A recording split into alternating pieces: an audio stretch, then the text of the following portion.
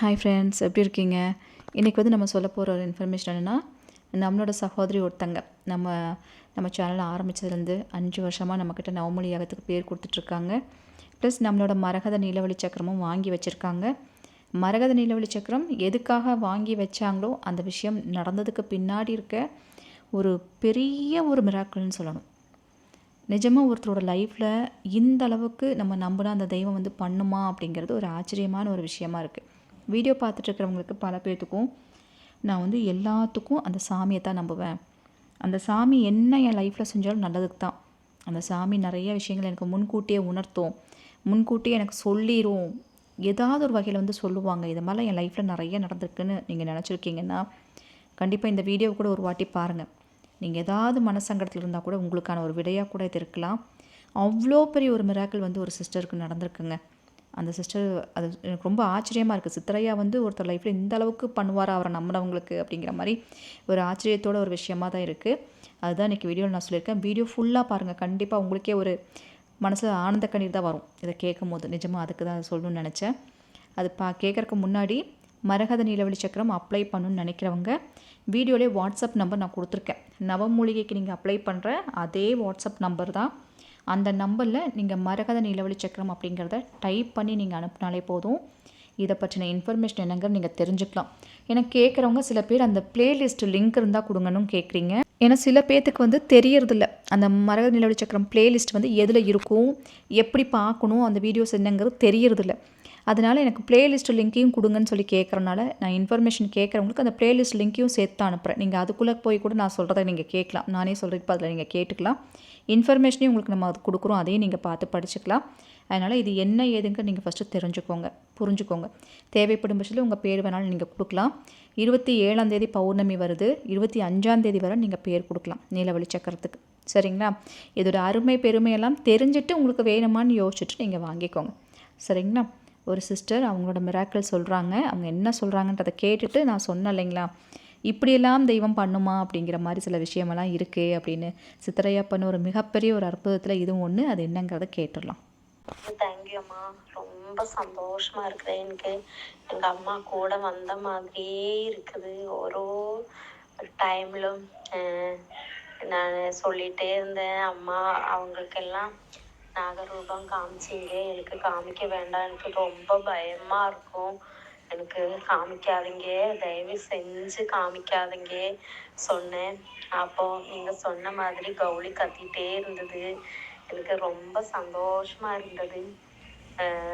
எனக்கு நாகரூபம் கனவுலையும் பார்க்க வேண்டாம், டைரக்டாக காமிக்க வேண்டாம்மா, எனக்கு ரொம்ப பயமாக இருக்கும் சொன்னேன்.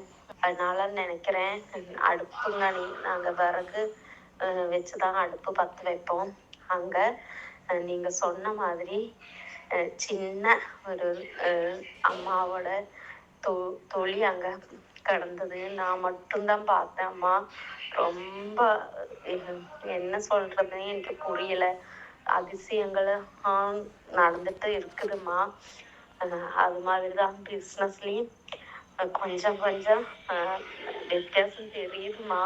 நன்றி அம்மா, கோடி கோடி நன்றி சொன்னாலும் பத்தாது. அவ்வளோ நன்றி அம்மா.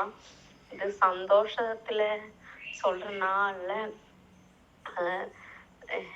മലയാളത്തിലാണെങ്കിൽ ഞാൻ എങ്ങനെയെങ്കിലും പറയും. പക്ഷെ தமிழ்னால எனக்கு அவ்வளோ சொல்ல தெரியல.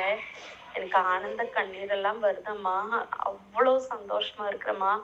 உங்களுக்கு, உங்கள் குடும்பத்துக்கும், ஐயாவுக்கும் கோடி கோடி கோடி நன்றி அம்மா. ஏதோ ஜென்மத்தில் நான் செஞ்ச புண்ணியம். அதனால தான் உங்களை எப்போவாவது எனக்கு யூடியூப் மூலமாவது தெரியுது. இல்லாட்டினா எனக்கு பார்க்கவே முடியாதுமா. வாராகி அம்மாவுக்கு 1000 கோடி நன்றி. எவ்வளோ நன்றி சொன்னாலும் பத்தாதம்மா. வாராகி தாயே, அம்மா தாயே, நன்றி அம்மா, நன்றி நன்றி நன்றி. நன்றி சகோதரி. எனக்குமே ரொம்ப சந்தோஷம். அவங்க வந்து மலையாளி, ஆனால் அவங்க சொன்னது கிளியராக புரிஞ்சிருக்கும்னு நினைக்கிறேன். எனக்கு நல்லாவே புரிஞ்சுது. அவங்களோட கஷ்டம் சரியாகணும், பிஸ்னஸ் நல்லா வரணும், வீட்டில் நிறைய நல்லது நடக்கணும் தான் நீலவழி சக்கரம் வாங்கி வச்சாங்க. ஆனால் நம்ம வீடியோவில் நான் சொல்லியிருந்தேன், அம்மா வந்து வீட்டுக்குள்ளே வந்துட்டாங்க அப்படின்னா உங்களுக்கு அவங்க இருக்காங்கன்னு ஏதாவது ஒரு ரூபத்தில் அவங்க இருக்காங்கன்னு கண்டிப்பாக காமிச்சு கொடுப்பாங்க அப்படின்னு சொல்லிட்டு. ஏன்னா மரகத நிலவழி சக்கரத்தை அம்மா தொட்டு கொடுக்கறக்கு அந்த 5 தலை நாக ரூபத்தில் வர்றது தான் அதில் பெரிய விசேஷமே. அவங்க வந்து அதை தொட்டு கொடுக்கறதுங்கிறது மிகப்பெரிய ஒரு பாக்கியம் நமக்கு. அதனால் அந்த ரூபத்தை, அந்த நாக ரூபத்தை ஏதாவது ஒரு இடத்துல எங்கேயாவது ஒரு பக்கம் அவங்க காமிச்சிடுறாங்க. அது சில பேர் அம்மா பார்த்தது சந்தோஷம்னு பாசிட்டிவாக எடுத்துக்கிறாங்க. சில பேருக்கு பயம் வருது. அதனால் நான் சொல்லியிருந்தேன் வீடியோவில், உங்களுக்கு பயம் வருது அப்படின்னா நீங்கள் வேண்டிக்கோங்க, அம்மா எனக்கு அப்படிலாம் காமிச்சு கொடுக்க வேண்டாம், எனக்கு பயம் வந்துடும், எனக்கு கனவுலையும் காமிச்சு கொடுக்க வேண்டாம், நேர்லேயும் அப்படி காமிச்சு கொடுக்க வேண்டாம், நீ எனக்கு துணையாக இருந்தால் போதும்னு வேண்டிக்கோங்க அப்படின்னு. அப்படி வேண்டினவங்களுக்கு காமிச்சு கொடுக்கறதில்ல. ஆனாலும் நான் இருக்கேன் பாரு, நான் வந்துட்டேன், நீ என்ன அவாய்ட் பண்ணாலும் என்னை விட்டு போக முடியாதுங்கிறக்கு அறிகுறியாக அந்த வாங்கி வைக்கிற அந்த எந்திரத்தில் அம்மாவோட முகத்தை காமிச்சிடுறாங்க. நாகரூபங்கிறது அதில் காமிச்சிடுறாங்க. ஏதோ ஒரு தீபம் வச்சாங்கன்னா அதில் காமிச்சிடுறாங்க. இந்த சிஸ்டருக்கு வந்துட்டு அவங்க அடுப்புக்கிட்ட பார்த்தீங்கன்னா அம்மா அந்த நாகத்தோட தோல்னு சொன்னது சின்னதாக வந்து இருந்திருக்கு. இத்தனை நாள் அதில் இல்லாதது வந்ததுக்கப்புறம் நடக்குது, வந்ததுக்கப்புறம் தான் காமிச்சு கொடுக்குறாங்க. ஸோ அதுதான் நான் சொல்லணும்னு நினைக்கிறது. இதெல்லாம் வராகி அன்னையோட சக்தி தாங்க. மனுஷங்க கையில் ஒன்றுமே கிடையாது. தெய்வத்தால் ஆகாது வேறு இன்னுமே இல்லை. தெய்வத்தால் மட்டுமே இதெல்லாம் ஆகுதுன்னு சொல்லணும். நீங்கள் வராகி அன்னைக்கும் வராகமுத்து சித்திரையாவுக்கு தான் நன்றிகள் சொல்லணும். நம்ம சகோதரி ஒருத்தங்க வந்து பார்த்திங்கன்னா, இவங்க 5 வருஷமாக நம்மக்கிட்ட நவமூலிகைக்கு பேர் கொடுத்துட்ருக்காங்க. அவங்க நிறைய விஷயங்களுக்கு சக்ஸஸ் ஆகிருக்கு. எதுனாலும் நவமூலிகை தான் கொடுப்பாங்க. அந்த சிஸ்டர் நீலவழி சக்கரம் பற்றி தெரிஞ்சுட்டு, சிஸ்டர் நானும் வாங்கி வைக்கணும். அப்போ தான் அவங்க என்கிட்ட சொன்னாங்க, எனக்கு வந்து நான் நிறைய விஷயங்களுக்கு வந்து பண்ணியிருக்கேன்ப்பா, ஆனால் என் லைஃப்பில் மனசில் புதஞ்சு கிடைக்கிற ஒரு விஷயம், நான் அவ்வளோ சீக்கிரம் யார்ட்டையும் சங்கடமெல்லாம் சொல்ல மாட்டேன், இருந்தாலும் எனக்கு சொல்லணும்னு தோணுது அப்படின்னு சொல்லிட்டு அந்த சிஸ்டர் அவ்வளோ ஒரு ஃபீல் பண்ணி சொன்னாங்க. 2 பையன் 1 பொண்ணு அவங்களுக்கு. பொண்ணு வந்துட்டு பெரிய பொண்ணு, பசங்க 2 பேர் சின்ன பசங்க. பெரிய பொண்ணுங்கிறது காலேஜெலாம் முடிச்சிட்டாங்க. அப்பாவுக்கும் அவங்களுக்கு வந்து எப்போவுமே ஒத்தே வராது. அவங்க அப்பாவுக்கும் அவங்களுக்கு வாக்குவாதமாக இருக்குமா வீட்டில். ஏதோ ஒரு சண்டையில் பேச்சுவார்த்தை முத்தி போய் ரொம்ப பிரச்சனையாகி அந்த பொண்ணு வீட்டை விட்டே வெளியே போயிடுச்சு. இனிமேல் நான் வரவே மாட்டேன், கடைசி வரைக்கும் நான் வீட்டுக்கு திரும்பி வரமாட்டேன்னு சொல்லிட்டு பொண்ணு போயிடுச்சு. எங்கே போயிருக்கு, என்ன பண்ணுது, எதுவுமே சொல்லலை. கிளம்பி போயிடுச்சு, சண்டை போட்டு அவ்வளோ தூரம் அழுதுருக்காங்க, வேண்டாமா போகாதுன்னு. கேட்கவே இல்லை. அந்த பொண்ணு வீராப்பா வீட்டை விட்டு வெளியே போயிடுச்சு. போய் 1 வருஷம் 2 வருஷம் இல்லை, 7 வருஷம் ஆச்சு. அந்த சிஸ்டருக்கு அதுதான் மன வேதனையே. பொண்ணுமா, பொம்பளை பொண்ணு, பசங்களாக இருந்தால் கூட ஏதோ ஒரு வேலையை செஞ்சு எங்கேயாவது பொழைச்சிப்பாங்க. இது பொண்ணு அவ்வளோ தூரம் சொன்னான். அவங்க அப்பா கிட்ட சண்டை போட்டுட்டு வீராப்பா போயிடுச்சு. எங்கள் சொந்தக்காரங்க அத்தனை பேர்த்துக்கு ஃபோன் பண்ணி கேட்டேன், எங்கேயும் வரலன்ட்டாங்க. எனக்குன்னா ரொம்ப வேதனை. இத்தனை வருஷம் என் பொண்ணு எங்கே இருக்காளோ, என்ன பண்ணுறாளோ, நல்லா இருக்காளா நல்லா இல்லையா, என் பொண்ணு இருக்கானே எனக்கு தெரிலம்மா, அத்தனை ஒரு வேதனையாக இருக்குது. எனக்கு சாகறக்குள்ளே என் பொண்ணை வந்து நான் பார்த்துடணும். எனக்கு மனசில் அது ஒன்று தான் ஓடிட்டுருக்கு.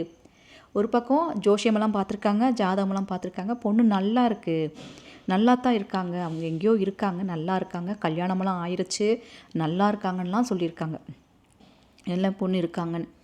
ஆனாலும் இவங்களுக்கு பொண்ணை வந்து பார்க்கணும். தாய் இல்லையா, பொண்ணு இல்லையா, அந்த இது இல்லாமல் இருக்குமா அவங்களுக்கு.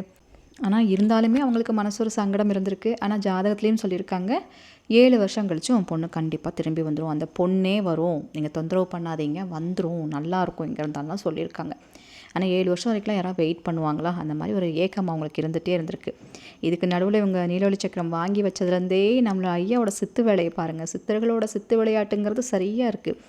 இவர் டெய்லியும் அந்த ஒரு வாங்கி வச்சு ஒரு வாரத்துக்கு அப்புறம் பார்த்திங்கன்னா இவங்க கனவுல போயிட்டு குச்சி வச்சு தலையில் தட்டிகிட்டே இருந்திருக்காங்க.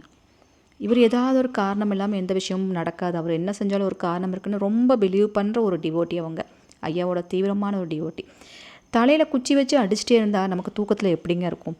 இவங்களால தூங்கவே முடியாது. 1 வாரம் டெய்லியும் தலையில் குச்சி வச்சு அடிச்சுட்டு இவங்க வேண்டியிருக்காங்க, ஐயா டெய்லியும் தூங்கும்போதெல்லாம் தலையில் குச்சி வச்சு அடிச்சிட்டே இருக்கீங்க, எதுக்கு அடிக்கிறீங்கன்னு ஃபஸ்ட்டு சொல்லுங்கள், இல்லை அடிக்கிறதையாச்சும் நிறுத்துங்க, தூங்கினாலே வந்து அடிப்பாங்க அப்படிங்கிற ஒரு பயமே வந்துருச்சு. அந்த தலை பாரம் ஆயிடுச்சு அவங்களுக்கு. அப்படியே டெய்லியும் இந்த தட்டுற மாதிரியே ஒரு இதாகி அவங்க மனசுக்குள்ளே அது ஒரு இதாகி தலை பாரம் ஆயிடுச்சு. நல்லா தலைவலி வந்துருச்சு இவங்களுக்கு. டாக்டர்கிட்டலாம் போயிருக்காங்க. ஒரு மாதிரி தலை பாரம் அப்படிங்கிறது அவங்களுக்கு குறையவே இல்லை. நம்ம நீலவழி சக்கரமும் வாங்கி வச்சு பார்ப்போம் அப்படின்னு சொல்லிட்டு இவங்களுக்கு வராகமுத்து சித்திரையானா அவ்வளோ ஒரு மானசீக குருவாக அவங்க ஏற்றுக்கிட்டாங்க நம்ம ஐயாவை.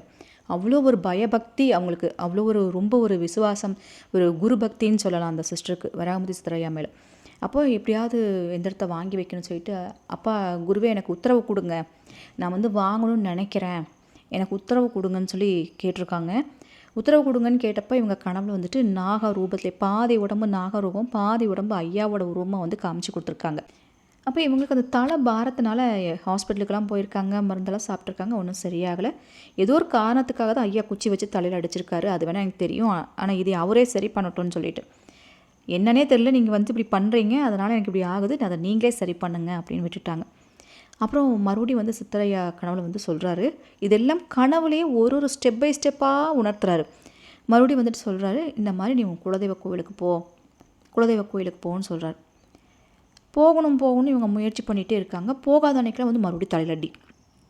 உன்னை குலதெய்வ கோயிலுக்கு போன்னு சொன்னால் ஏன் போகாமல் இருக்க, போ நீ குலதெய்வ கோயிலுக்கு போ, குலதெய்வ கோயிலுக்கு போ அப்படின்னு சொல்லிட்டு சொல்கிறாங்க. மற்ற நாள்லாம் குலதெய்வ கோயிலுக்கு போகணுன்னா சடார்னு எந்திரிச்சு கிளம்புறவங்க, இவர் வந்து சொல்கிற டைமில் அவர் குலதெய்வ கோயிலுக்கு போகலான்னா அவ்வளோ சீக்கிரம் இவங்களால் போக முடிய மாட்டேங்குது. போன்னு. ஆனால் மனசுக்குள்ளே ஏதோ ஒரு உந்துதல், சித்தரையா வந்து போன்னு சொல்கிறாருனாலே ஏதோ ஒரு காரணம் இருக்குது, கண்டிப்பாக நம்ம குலதெய்வ கோயிலுக்கு போகணும் அப்படின்னு மனசில் அவங்களுக்கு தோணிருச்சு. சரி, குலதெய்வ கோயிலுக்கு போனால் ஒரு சொல்யூஷன் கிடச்சிரும் அப்படின்னு சொல்லிட்டு அவங்களும் குலதெய்வ கோயிலுக்கு கிளம்பி போயிருக்காங்க. அவங்க குலதெய்வ கோயிலுக்கு போன நேரம் பார்த்திங்கன்னா, அந்த 7 வருஷமாக அந்த பொண்ணு கோச்சிட்டு போச்சு இல்லைங்களா, அவங்க அப்பாட்ட சண்டை போட்டு போன பொண்ணு, அந்த பொண்ணும் கோயிலுக்கு வந்திருக்கு. அத்தனை நாளாக அவங்களுக்கு இருந்த அந்த தலைவலி, நான் சொன்னேன் இல்லைங்களா, சித்தரையா போய் தலையில் அடிச்சுட்டே இருந்திருக்காரு.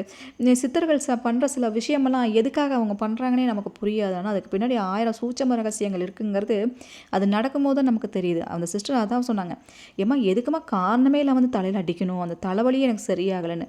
ஆனால் அவங்க கோயிலில் அவங்க பொண்ணை பார்த்த அந்த நிமிஷம் அந்த தலைவலி அவங்களுக்கு எங்கே போச்சுன்னே தெரியல, அந்த தலைவலி சரியாயிடுச்சு. அப்படி கதறி அழுதுருக்காங்க. அந்த பொண்ணும் அழுதுருக்கு. அந்த பொண்ணு சொன்ன காரணம் என்னென்னா, 1 வாரமாக எனக்கு கனவுமா, எனக்கு கனவுல யாரோ ஒருத்தர், ஒரு வயசான ஒருத்தர் வந்து தலையாக என்னை அடிக்கிறாரு. எனக்கு இதை கேட்கும்போது, அவங்க சொல்லும்போது எனக்கு அப்படியே படப்படன்னு எனக்கு அத்தனை ஒரு ஆச்சரியம், எப்படியெல்லாம் அந்த தெய்வம் நம்மளை கொண்டு வந்து கனெக்ட் பண்ணுது பாருங்கள் அப்படின்னு. அவங்க பொண்ணு சொல்லுதான் அவங்க அம்மா கிட்ட, அம்மா நான் இங்கே வரணும்னு நான் நினைக்கல, ஆனால் எனக்கு 1 வாரமாக என்னை தூங்க விடாமல் படுத்தி எடுத்துட்டாரு. ஒரு வயசானவர் வந்து ஒரு குச்சியை வச்சு தலையாக அடிக்கிறாரு, என்னால் தலைவலி தாங்க முடியலம்மா, என்னால் முடியல. அப்போ வந்துட்டு அந்த பொண்ணு வேண்டிக்கிச்சான், நான் வந்துட்டு இந்த தலைவலி சரியாகிறதுக்கு நான் குலதெய்வ கோயிலுக்கு வரேன், வர நேரம் எனக்கு தலைவலி சரியாக ஆயிரணும்னு சொல்லிட்டு அந்த பொண்ணு வேண்டியிருக்கு. அதுக்காக வேண்டி தான் அந்த பொண்ணு குலதெய்வ கோயிலுக்கே வந்திருக்கு. எப்படி பாருங்கள், இங்கே இந்த அம்மாவை போட்டு குச்சியில் அடிச்சிருக்காரு, அங்கே அந்த பொண்ணை போட்டு அடிச்சிருக்காரு. இந்த 2 விஷயமும், இந்த அடி வாங்கலை, இந்த தலைவலி வரலைன்னா இவங்க 2 பேரும் இந்த குலதெய்வ கோயிலில் மீட் பண்ணியிருக்க மாட்டாங்க. இல்லைன்னா வேறு டைமில் வந்திருப்பாங்க. குலதெய்வ கோயிலுக்கு வரவும் தான் அவங்க, இந்த பொண்ணுக்கும் அந்த தலைவலி சரியாயிருக்கு, இவங்களுக்கும் அந்த தலைவலி சரியாயிருக்கு. அப்புறம் தான் நடந்த விஷயமெல்லாம் வந்து சொல்லியிருக்காங்க. இத்தனை வருஷம் கழித்து இப்போவாச்சும் கோவம் சரியாச்சு. ஆனால் மனசுக்குள்ளே நினச்சிட்டே தான் வந்திருக்காங்க, ஒரு எட்டு போய் அம்மாவை பார்த்துடலாமா, ஒரு வாட்டி போயிட்டு வந்துடலாமான்னு அந்த தவிப்போடு தான் அவங்க வந்திருக்காங்க. ஆனால் அவங்க அம்மாவே கோவிலில் இருப்பாங்கன்னு அவங்க எதிர்பார்க்கவே கிடையாது. இந்த சிஸ்டருக்கும் அவங்க பொண்ணு கண்டிப்பாக வருவான்னு அவ்வளோ வைராக்கியமாக சொன்னாங்க. எனக்குமே ஒரு நிமிஷம் பயம் இருந்துச்சு, 7 வருஷமாச்சு இப்படி சண்டை போட்டு போயிட்டாங்களே, வந்துடணும் கடவுளேன்னு எனக்கும் பயம் இருந்துச்சு.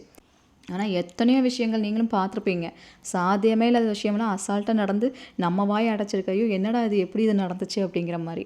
இப்போது அவங்க அம்மாவும் பொண்ணும் சேர்ந்துட்டாங்க, வெளியூரில் ஏதோ வேலை செஞ்சிட்ருக்காங்க போல இருக்குது. அங்கேருந்து சில லெட்டர்ஸ்லாம் வாங்கணும், அங்கேருந்து இந்த ஊருக்கு மாறி வரணும், நிறைய ஃபார்மாலிட்டிஸ் இருக்குமா. ஃபோன் நம்பர் முதற்கொண்டு மாற்றிட்டாங்க, அதுதான் இங்கே பிரச்சனையே. அதனால தான் அவங்களை காண்டாக்ட் கூட பண்ண முடியல, எங்கே இருக்காங்கன்னு. புது ஃபோன் நம்பர்லாம் கொடுத்துட்டு, இனிமேல் நான் ஃபோன் பண்ணுமா, நான் வர பார்க்குறேன், வந்துடுற சீக்கிரம், அப்பாவெல்லாம் பார்த்துருக்காங்க. எல்லாம் ஒரே கண்ணீர் மலையில், ஆனந்த மலையில் நினைஞ்சு ஒன்று சேர்த்துருக்காங்க இன்றைக்கி குடும்பத்தை. உண்மையாகவே நம்ம மனசார திடகார்த்தமாக அந்த தெய்வம் நம்மளை கைவிடாதுன்னு நீங்கள் நினச்சிட்டிங்கன்னா, நீங்களே நினச்சாலும் அந்த அம்மா உங்களை விடமாட்டாங்க. அதுதான் இந்த விஷயத்தில் சொல்லணும்னு நினச்சது. நிஜமாக ரொம்ப ஆச்சரியமாக இருக்குது. சித்தரையா பண்ணுற வேலையை இவரை என்னத்தை நம்ம சொல்கிறதுன்னு ஒன்றும் புரியல. இந்த அம்மா தலையை போட்டு அடித்து, அந்த பொண்ணு தலையை போட்டு அடித்து, கடைசியில் இவங்க இடத்தையும் மீட் பண்ண வச்சு, எவ்வளோ விஷயங்கள் சித்தர்கள். நிஜமாக சொல்கிறேன், அவர் வந்து நமக்கு இந்த ஜென்மத்தில் நமக்கு இப்படி இருக்காங்க, இந்த மாதிரி விஷயமெல்லாம் இருக்குங்கன்னு அவர் மூலமாக தெரிஞ்சுக்கிறதுக்கு நம்ம தான் ஒரு பாக்கியம் பண்ணியிருக்கணும். நம்மளோட வராகமுத்து சித்தரையாக்கு நன்றிகளை சொல்லுங்கள், நம்ம வராகி அன்னைக்கு நன்றிகளை சொல்லுங்கம்மா, அது போதும். நான் சொன்ன மாதிரி உங்களுக்கும் இந்த நீலவழி சக்கரம் வேணும்னா ஃபஸ்ட்டு இதோட இன்ஃபர்மேஷன் என்னென்னு தெரிஞ்சுக்கோங்க, என்ன ஏதுன்னு புரிஞ்சுக்கோங்க. வேணும்னா நீங்களும் கூட உங்கள் பேரை வந்து நீங்கள் கொடுத்து அப்ளை பண்ணிக்கலாம். வாட்ஸ்அப் நம்பர் அதே வாட்ஸ்அப் நம்பர் தான். இந்த இன்ஃபர்மேஷன் உங்களுக்கு ரொம்ப மிராக்கிளாக இருக்குது, ஆச்சரியமாக இருக்குது. எனக்கும் நன்மைகள் நடக்கும்னு நம்பினீங்கன்னா கண்டிப்பாக ஒரு லைக் கொடுங்க. நம்ம சேனலுக்கு சப்ஸ்கிரைப் பண்ணி சப்போர்ட் பண்ணுங்கள். Thank you so much.